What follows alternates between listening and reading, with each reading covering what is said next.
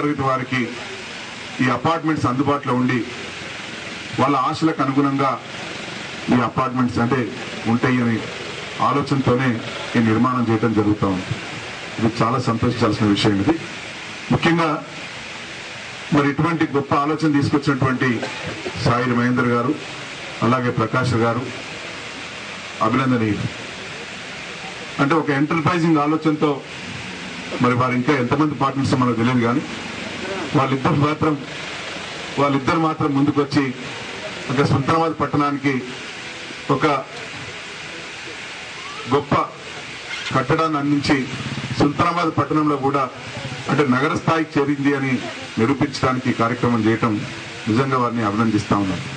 తప్పకుండా మరి ఒక మంచి ఈ అపార్ట్మెంట్స్ ఏవైతున్నాయో చక్కగా నిర్మాణం జరిగి అలాగే అన్ని హంగులతోని మరి మధ్యతరగతి ప్రజలకు అందుబాటులో ఉండే విధంగా ఒక ఉన్నత దశను మార్చే విధంగా తీర్చిదిద్దిన యజమానులకు వీరందరూ కూడా పేరు పేరున శుభాకాంక్షలు తెలియజేస్తూ మరి ఇప్పుడు ముందుగా ఇలాంటి మన యొక్క గ్రామం లోపట మన గ్రామం ఇప్పటి వరకు ఎంతో అభివృద్ధి చెందింది. ఇంకా సిటీ మాదిరిగా అభివృద్ధి చెందాలనే ఉద్దేశంతో వారు తీసుకున్న ఈ నిర్ణయం చాలా అభినందించదగింది. కాబట్టి వారు మున్ముందు కూడా ఈ యొక్క కార్యక్రమాన్ని ఈ రోజు విజయదశమి తెల్లారి అది 2వ రోజు మొదలు పెట్టారు. కాబట్టి అతి త్వరలో లోపలనే ఈ యొక్క కార్యక్రమాన్ని ముగించుకోవాలని మరి ఇంత మంచి హైఫై ఆలోచనను మరి ఇలాంటి కన్స్ట్రక్షన్స్ ని మరి ఇలాంటి ఆలోచన మరి మహేందర్ అన్నకి మరి ప్రకాష్ అన్నకి వచ్చినందుకు వారికి శుభాకాంక్షలు తెలియజేస్తున్నాను. అదేవిధంగా ఇలాంటి కన్స్ట్రక్షన్స్ వారిద్దరి చేతుల మీదుగా ఎన్నెన్నో మరి సుల్తానాబాద్ మండలంలో జరగాలని కోరుకుంటూ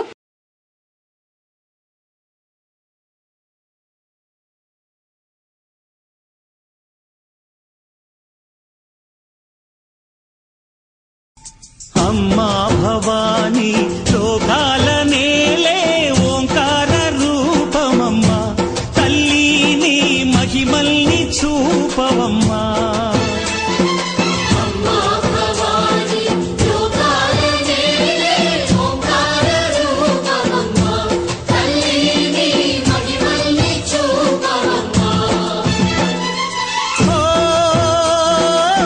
సృష్టికే దీపమా శక్తికే మూలమా సింహరథమే నీదమ్మా అమ్మ దుర్గమ్మ భక్తులను దీవించుమా. అమ్మా భవానీ లోకాల నేలే ఓంకార రూపమమ్మా తల్లిని మహిమల్ని చూపవమ్మా.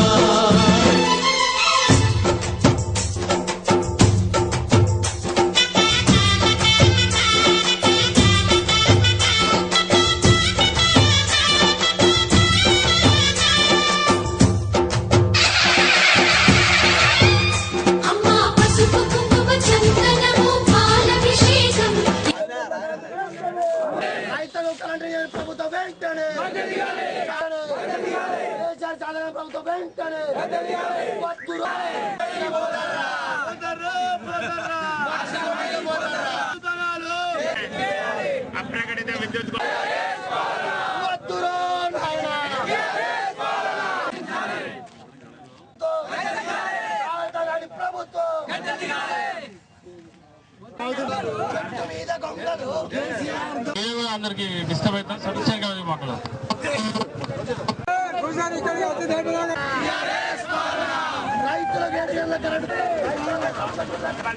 వెంటనే 5 గంటలు నిరంతరం ఇచ్చారు. పత్రికా మూలంగా మీరు చెప్పిందని చెప్పి చెప్తే మాకు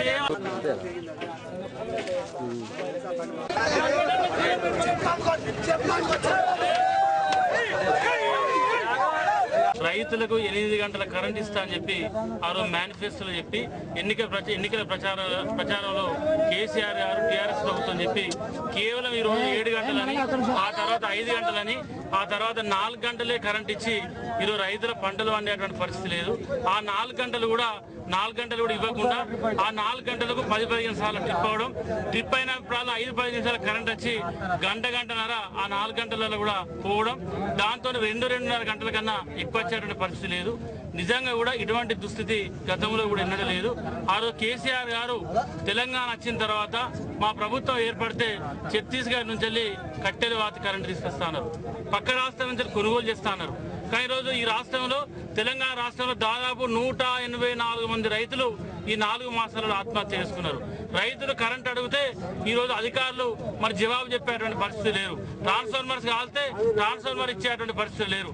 ఈరోజు రైతులందరూ కూడా కరెంటు పెట్టబోయి రాత్రి పాములు కుట్టి అదేవిధంగా మనకి విద్యుత్ కరెంట్ షాక్తో కూడా వందలాది మంది రైతులు ఈరోజు చనిపోతా ఉన్నారు. దీనికి అంతటి కూడా టీఆర్ఎస్ ప్రభుత్వం బాధ్యత. ఈ రోజు తేలేండి ప్రాంతాలైనటువంటి శ్రీరాంపూర్ కానీ ఓదెల మండలాలు కానీ మిగతా అన్ని మండలాల గ్రామాల్లో కూడా పెద్ద ఎత్తున ఈరోజు పంట నష్టపోయారు. ఒక పక్క పత్తి, వరి, మొక్కజొన్న, పల్లి అన్ని పంటలు కూడా ఈరోజు ఎండిపోయి రైతులంతా కూడా ఈరోజు ప్రభుత్వం దిక్కు చూస్తూ ఉంటే ప్రభుత్వం మాత్రం పారిశ్రామిక వైపు చూసుకుంటూ ఈరోజు డబ్బులు కలెక్షన్ చేసుకుంటూ ఈరోజు రైతులను చిన్న చూపు చూసేటువంటి ప్రభుత్వానికి తప్పకుండా రైతుల పాపం తగ్గుతుంది. రైతుల పాపం తగ్గి ప్రభుత్వం నాశనం కాక తప్పది. ఖచ్చితంగా ఇప్పటికైనా మీకు చిత్తశుద్ధి ఉంటే రైతుల పంటలు కాపాడాల్సిన బాధ్యత ఈ ప్రభుత్వం మీద ఉంది. మాజీ ఎమ్మెల్యే గారు మా ఎస్సీ గారితో మాట్లాడారు. ఖచ్చితంగా మా ఎస్సీ గారు మా ఎంపీటీసీ రూల్స్ ప్రకారంగా 5 గంటలు నిరంతరం ఇస్తామని హామీ ఇచ్చారు. కాబట్టి తూదు తప్పకుండా ఖచ్చితంగా మేము 5 గంటలు ఇస్తామని తెలియజేస్తున్నాము.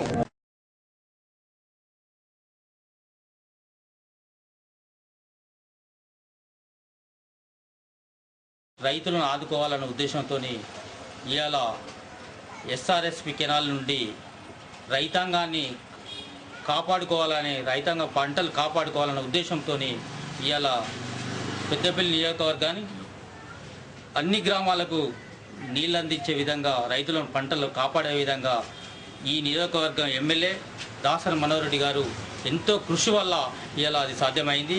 అందుకనే తెలంగాణ రాష్ట్ర ప్రభుత్వం ఏర్పడిన నాటి నుంచి రైతాంగాన్ని కాపాడుకోవాలన్న ఉద్దేశంతో కేసీఆర్ ప్రభుత్వం అనేక పథకాలను, ఏదైతే గత ప్రభుత్వాలు చేసిన మోసాలను అధిగమించి రైతాంగ రుణమాఫీ కానీ, నిజంగా పాత ఏదైతే ఫైలన్ తుఫాను కానీ, నీలం తుఫాను కానీ మొత్తం టోటల్గా 500 పైచిలకు కోట్ల రూపాయలు రైతాంగానికి ఇవ్వడం జరిగింది. గతంలో ఉన్నట్టు కాంగ్రెస్ ప్రభుత్వం కానీ తెలుగుదేశం ప్రభుత్వం కానీ రైతుల గురించి ఆలోచించకుండా ఇలా కరెంటు వస్తలేదంటే ఆ పాపం ఏదైతే ఉందో గతంలో పాలించినటువంటి ప్రభుత్వం లేదని చెప్పి ఈ సందర్భంగా తెలియజేసుకుంటూ, మరి మన పంట పొలాలన్నీ కూడా మరి ఇప్పుడు పంటకు వచ్చేటువంటి సమయమైంది.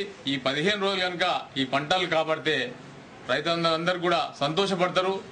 100% పంటలు కూడా పండుతాయనే ఆలోచనతో మరి రైతు కష్టాలు చేసినటువంటి మన ఎమ్మెల్యే గారు మరి అధికారులందరితో కూడా మాట్లాడి ఇవాళ ఎస్ఆర్ఎస్పి నీటిని విడుదల చేయడం నిజంగా కూడా ప్రజలందరూ కూడా హర్షిస్తూ ఉన్నారు. మా మండల పార్టీ పక్షాన కూడా వారికి ప్రత్యేకంగా ధన్యవాదాలు, కృతజ్ఞతలు తెలియజేసుకుంటా ఉన్నాం. మన నియోజకవర్గానికి 100 ట్రాన్స్ఫార్మర్లు మంజూరు చేయించడం జరిగింది. ఎక్కడైనా ట్రాన్స్ఫర్ ఫెయిల్ అయితే మరి వెంటనే ఆ ట్రాన్స్ఫార్మర్ అమర్చడానికి మన నియోజకవర్గానికి మరి 100 ట్రాన్స్ఫార్మర్లు మంజూరు చేసినారు. కాలిపోయినటువంటి ట్రాన్స్ఫార్మర్లు యుద్ధ పాతికన మరి వాటి రిపేర్ చేయడానికి మరి జనరేటర్ సాయంతో వాటి అన్నిటి కూడా రిపేర్ చేయడానికి ప్రత్యేకమైనటువంటి కృషి చేసినారు మన ఎమ్మెల్యే గారు. మరి ఈ విషయంలో కూడా మరి మనోహర్ రెడ్డి ఎమ్మెల్యే గారికి ప్రత్యేకంగా ధన్యవాదాలు, కృతజ్ఞతలు తెలియజేసుకుంటా ఉన్నాం.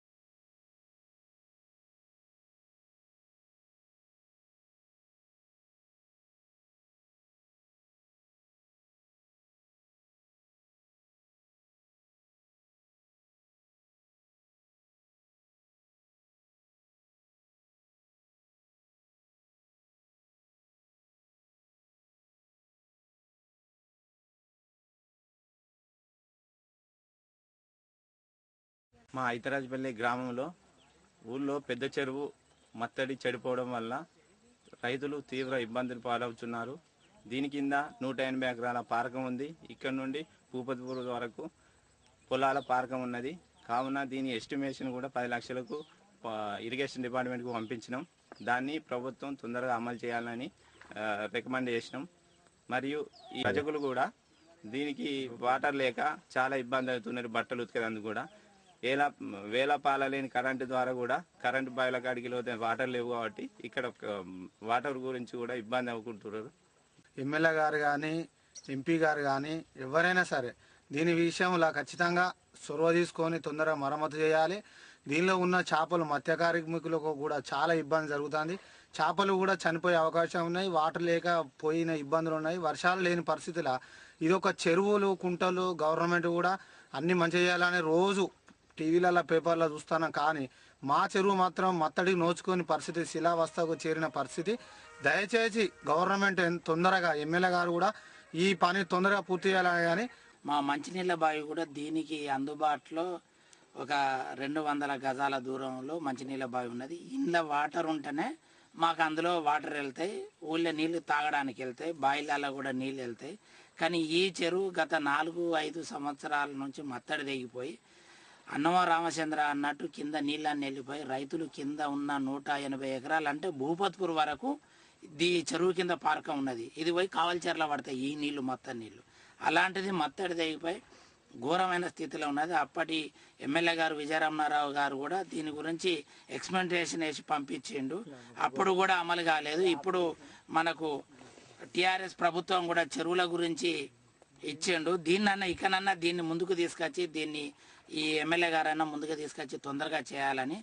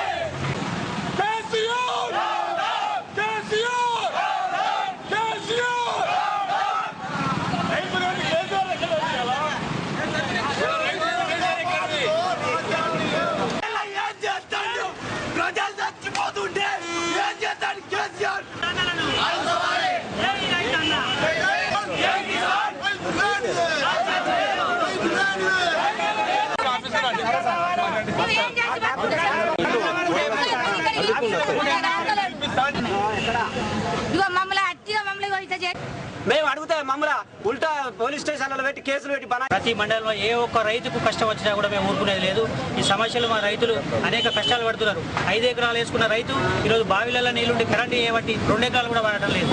ఒక్కొక్క ఎకరానికి 20-25 వేల రూపాయలు పెట్టుకుని చేస్తే 2 ఎకరాలు వాడే పరిస్థితి లేకుండా అయిపోయి 9 గంటలు ఇస్తాన కరెంటు 5 గంటలు చేసిరు. 5 గంటలు 3 గంటలకే వస్తున్నది. ఈ 3 గంటలు కూడా అర్ధ గంట ఇచ్చి మళ్ళీ అర్ధ గంట ఆపేసరికి అది బోధన కూడా వాడలేదు. ఆ బోధన ఏంటి కోతకొచ్చే టైంలో ఇట్లా చేస్తారు కాబట్టి రైతులకు బాగా ఇబ్బందులు ఉన్నాయి.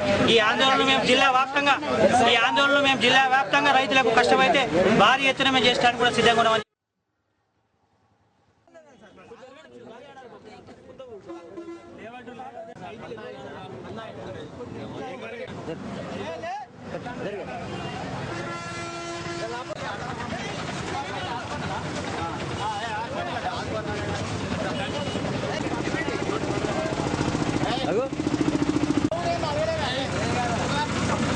ఆగింది నెత్తి మొత్తం పలిపోయినాయి నెట్టు మొత్తం పోతాను.